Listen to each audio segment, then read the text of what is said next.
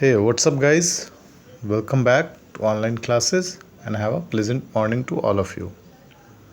Now, I, Ajay Kumar, your English teacher, is going to complete the chapter, and the chapter name is Flames in the Forest.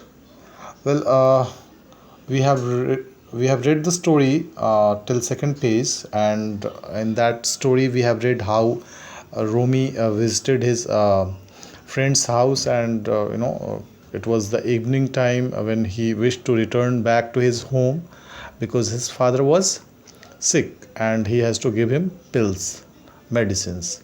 While returning to the home, he saw the forest has caught the fire, and he was actually traveling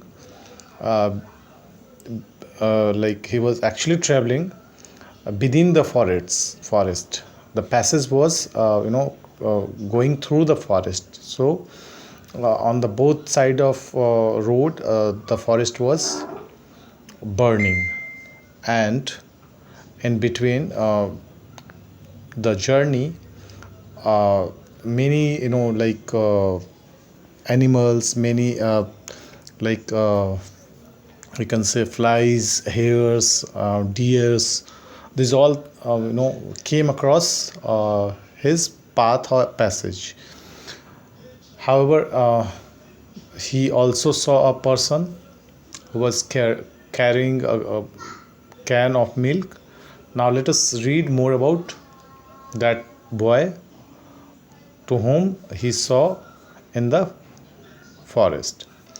So let us read. Teju called Teju called Romy, recognizing a boy. What are you doing out here? Trying to get home? Of course, said Teju, panting along beside the bicycle. Jump on, said Romy, stopping for him. Teju was only 8 or 9, a couple of years younger than Romy. He had come to deliver milk to some road workers, but the workers had left at the first sign of the fire, and Teju was hurrying home with his cans still full of milk. He got up on the crossbar of the bicycle, and Romy moved on again. Keep beating your milk cans, said Romy. Like that, the animal will know we are coming. My bill does not make enough noise. So in this para, actually the boy who was traveling with the cans of milk was recognized. उसकी पहचान जो है तेजू के रूप में रोमी करता है, जिसको कि वह जानता है, और वह उससे पूछता है कि तुम यहाँ पे क्या कर रहे हो. तो तेजू बोलता, जाहिर सी बात है, तुम घर रिटर्न हो रहे हो तो मैं भी घर रिटर्न हो रहा हूँ. और वो भी साथ में तेज कदमों से चलने लगता है. तो रोमी उसको सीट ऑफ़र करता है और बोलता है कि चलो आ जाओ, बैठ जाओ मेरी बाइसाइकिल पे, और साइकिल को थोड़ा स्टॉप करता है, रोकता है. नाउ तेजू जो लड़का है वो एक्चुअली रोमी से 1 या 2 साल शायद छोटा होगा. It was not confirmed. And Teju just went there to deliver milk to some road workers. जो रोड के आसपास जो वर्कर काम कर रहे थे उसको मिल्क देने गया था, बट वो वर्कर्स जो है पहले ही फायर को देख करके अपना काम बंद करके जा चुके थे. तो तेजू जो है अब जल्दीबाजी में घर रिटर्न होना चाह रहा था, and since he was having cans which was still full of milk, वो दूध डिलीवर कर नहीं पाया था, तो वो कैन जो है अभी भी भरा हुआ था. नाउ वो जो है तेजू उस रोमी के बाइसिकल पे क्रॉस बार जो पीछे में बैठने वाला सीट बना होता है उसके ऊपर बैठ जाता है, और रोमी जो है बाइसिकल को आगे बढ़ाता है, और साथ में तेजू को बोलता है कि आप अपने जो कैन वाला जो मिल्क वाला कैन है उसको बजाते रहो, ताकि एनिमल्स को पता चले कि रास्ते में कोई आ रहा है.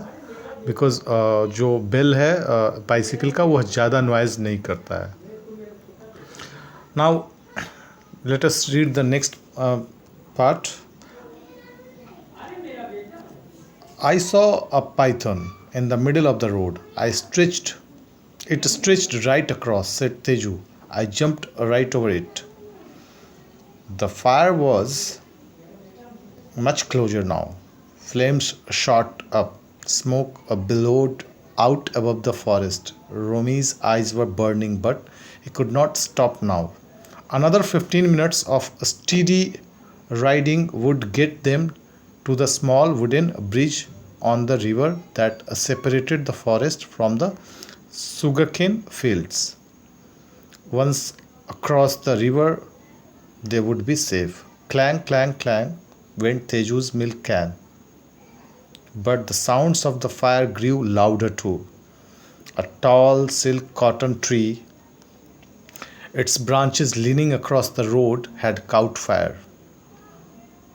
They were almost beneath it when there was a crash and a burning branch fell to the ground a few yards in front of them. The boys had to get off the bicycle and drag it through the thorny bushes and then return to the road some distance ahead. Now, in this para, actually, Romy saw a python. Python, you know what is? It's a एक snake होता है, एक अजगर जिसको हम बोलते हैं. बीच रास्ते पे वो लेटा हुआ था और खुद को बिल्कुल ऐसे स्ट्रेच कर रहा था अंगड़ाइयाँ लेते हुए. सो तेजू बोलता है लाइक उसके ऊपर से गुजर जाओ. आई जम्प्ड ओवर इट, जस्ट उसको साइकिल को उछाल के ले चलो. Somehow they just skipped it. किसी तरीके से वो उस पाइथन को बचाते हुए आगे निकल गए. लेकिन अभी तक जो है fire was much closer now. आग भी जो है उनके समानांतर चल रहा था बिकॉज पूरे फॉरेस्ट में आग लग चुकी थी. और फ्लेम्स जो आग की लपटें थी वो भी काफ़ी ऊंची ऊंची लपटें होने लगी, उठने लगी. स्मोक भी जो है काफ़ी ऊपर तक उठ रहा था, काफ़ी घना हो गया था, गहरा हो गया था. और उस वक्त जो है रोमी की आंखें उस फ्लेम उस स्मोक के कारण काफ़ी जलने लगी थी, जलन होने लगी थी उसकी आंखों में. बट रोमी उस टाइम पे बाइसिकल चलाना रोक नहीं सकता था क्योंकि उसको मालूम था कि अगले 15 मिनट अगर इसी तरीके से वो चलाता रहा बाइसिकल तो वो एक छोटा सा लकड़ी का पुल है या पुलिया है जो कि सेपरेट करता है फॉरेस्ट को और रिवर को. अगर वहाँ तक वो पहुँच जाए तो उस पुल के पार करने के बाद शुगर केन का फील्ड आता है तो वो he will be separated and he will be safe. वो पार कर जाएगा रास्ते को और वो सुरक्षित पहुँच जाएगा. सो दे डिसाइडेड कि चलते रहना उसी स्पीड से, और वो चल रहा था उसी स्पीड से. एंड साथ में जब बाइसिकल चल रही थी तो तेजू का जो मिल्क कैन है वो भी क्लैंग क्लैंग बज रहा था. और इसके साथ में जो है फायर का भी जो आवाज़ है थोड़ा वो लाइक साउंड जो एक सूखे पत्ते की या कुछ पत्तियां जलती या कुछ आवाज़ लाउडर होता जा रहा था फायर वाला. अचानक से दे सॉ लाइक एक वहाँ पे टॉल सिल्क कॉटन ट्री था जिसका कि जो ब्रांच है वो नीचे की तरफ रोड की तरफ झुक रहा था. उसमें आग like it had caught the fire, उसमें आग लग चुकी थी. एंड उस वक्त ये लोग जब आग लग चुकी थी उस वक्त ये लोग बिल्कुल उस ब्रांच के नीचे पहुंच चुके थे, उस टॉल सिल्क कॉटन ट्री के ब्रांच के नीचे जिसमें आग लगी हुई थी. और अचानक से एक कर्कश की आवाज़ होते हुए ब्रांच जो है, बर्निंग ब्रांच जो जलता हुआ ब्रांच है, वो बिल्कुल रोड पे आके ग्राउंड पे ज़मीन पे गिरता है. A few yards in front of them, कुछ 1-2 यार्ड पहले. The boys had to get off the bicycle. जो दोनों लड़के थे रोमी एंड तेजू, उनको साइकिल से उतरना पड़ा और साइकिल को पीछे खींचना पड़ा बिकॉज वो जो थॉर्नी बुसेस थे उनके उस दूसरे रास्ते से होकर के उनको अपने साइकिल को लेकर के कुछ दूर आगे चल के उन्होंने साइकिल को फिर से रोड पे डाला because the road was blocked with that fallen branch which had caught fire. Now in this page, in this para, let's see, let us read first. Oh look, exclaimed Romy, bringing the bicycle to a sudden stop. An elephant was standing in the middle of the road. It moved about restlessly, its big ears flapping, wondering which way to go from the lift where the forest was still untouched by fire. A herd of elephants moved towards the river. The leader of the herd raised his trunk and trumpeted a call. Hearing it, the elephant on the road raised its own trunk and trumpeted a reply. Then it walked off into the forest in the direction of the herd. Now रोमी बोला रोमी ने बोला कि अब सावधानी से हम लोग चलते हैं, आगे बढ़ते हैं, और साइकिल को वो अचानक से आगे ले जा करके उसको रोकना पड़ता है, बिकॉज उनके सामने अभी जो है अब हाथी, एक बड़ा सा हाथी जो है बीच रास्ते पे, बीच रोड पे खड़ा था, और वह काफ़ी धीरे धीरे मूव कर रहा था। खड़ा होकर के वो अपने ईयर्स को फ्लैप कर रहा था, and actually it was a sign to, he was actually wondering where to go, किस दिशा में जाना, किधर जाना, वो यह सर्च कर रहा था, ढूंढ रहा था। From the left where the forest was still untouched, अब वो बाएं रास्ते से वो एक्चुअली ही वाज विशिंग, वो चाह रहा था कि बाएं साइड में जाया जाए, जहाँ जो फॉरेस्ट का ऐसा पार्ट था जहाँ पे अभी आग नहीं लगी थी। तो he just gave a call to the herd of elephants, move towards the river.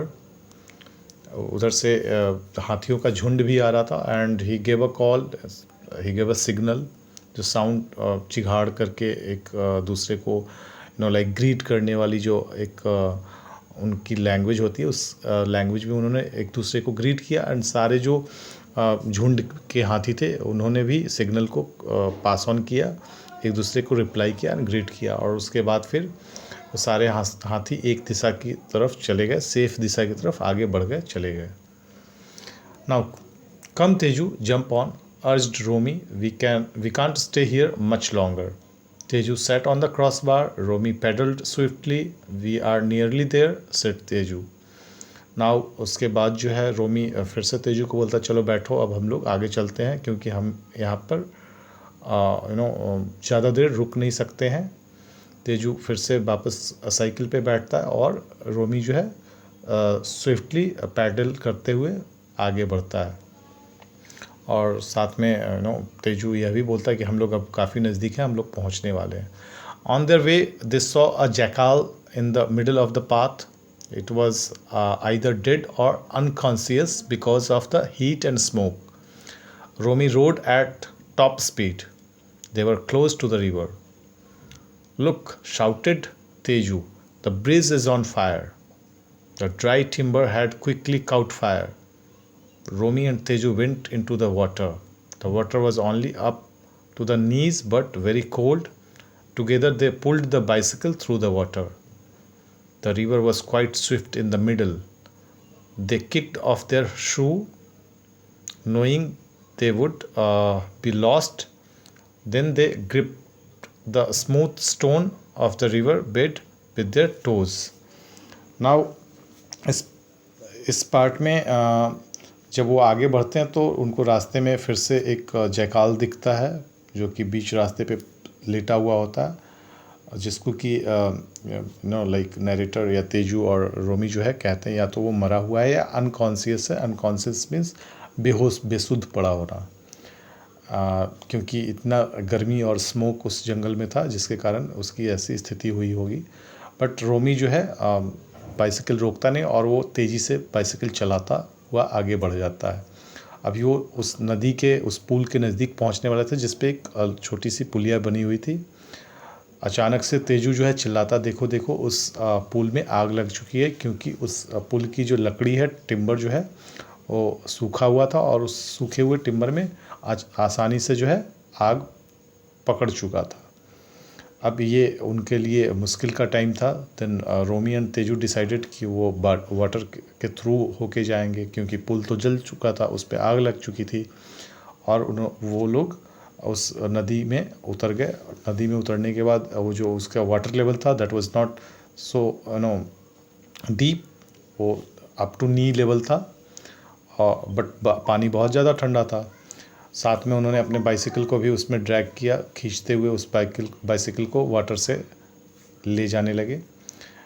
और बीच नदी में जो है काफ़ी स्विफ्ट था, काफ़ी चिकना था।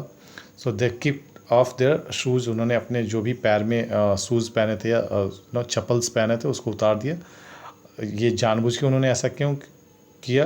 उनको मालूम था कि ये खो जाएगा, but still they want to have the grip on the smooth stones. जो नदी में छोटे छोटे कंकड़ पत्थर होते हैं उसके ऊपर उनका खाली पैर जो है वो ग्रिप बना के रखेगा, अदरवाइज़ जो उन्होंने स्लीपर्स या फिर शूज़ जो पहने हैं वो फिसल जाएगा और वो गिर सकते हैं।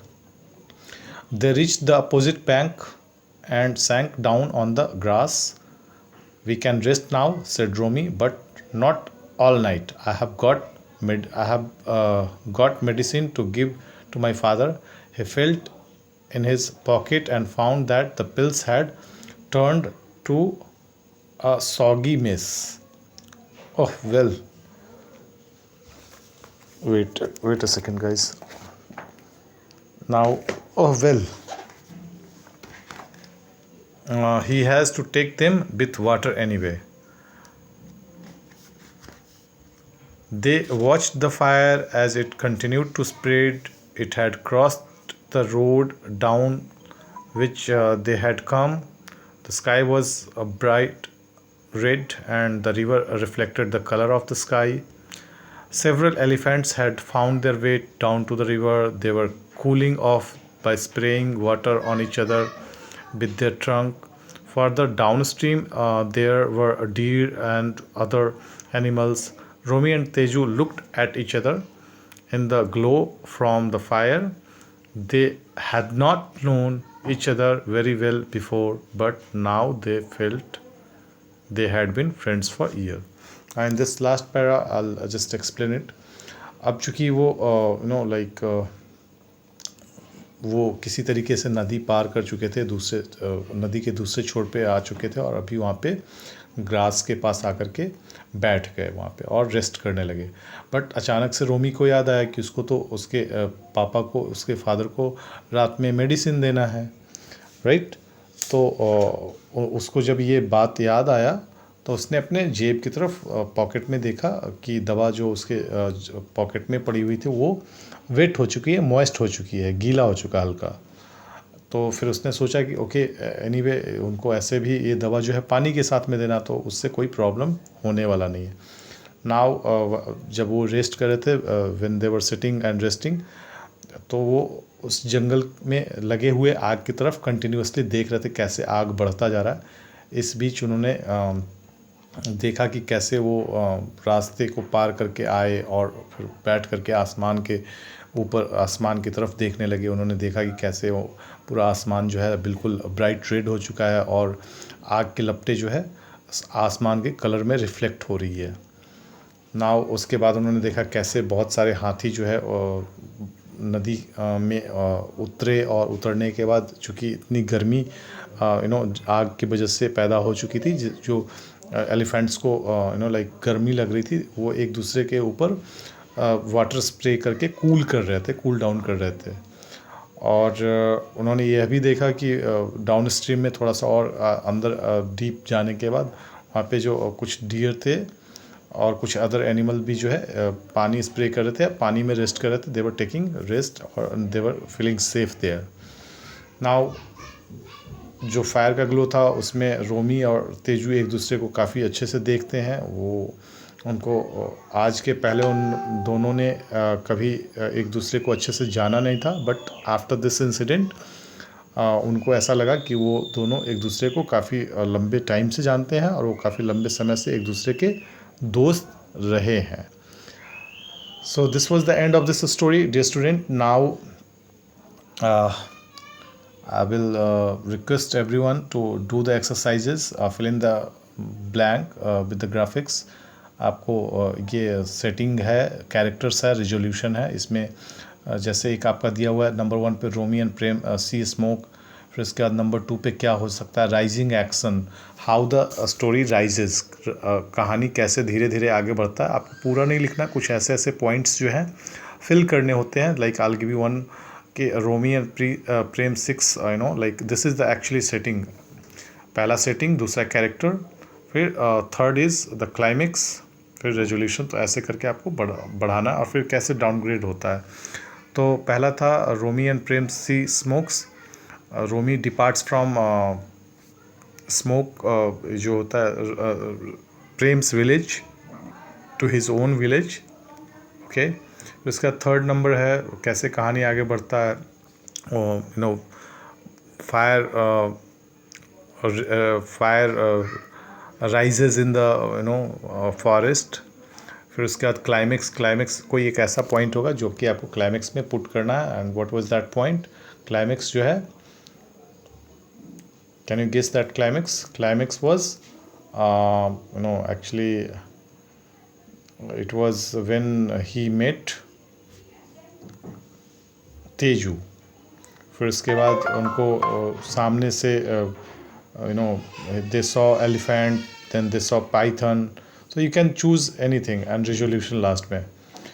Alright, and the rest of the questions you can do in your notebook. If there is any problem, you may ask me separately or privately. I'll answer these all questions. Thank you, dear students. Now we'll meet next day with another chapter. Till then, bye, take care, and have a nice day. Thank you.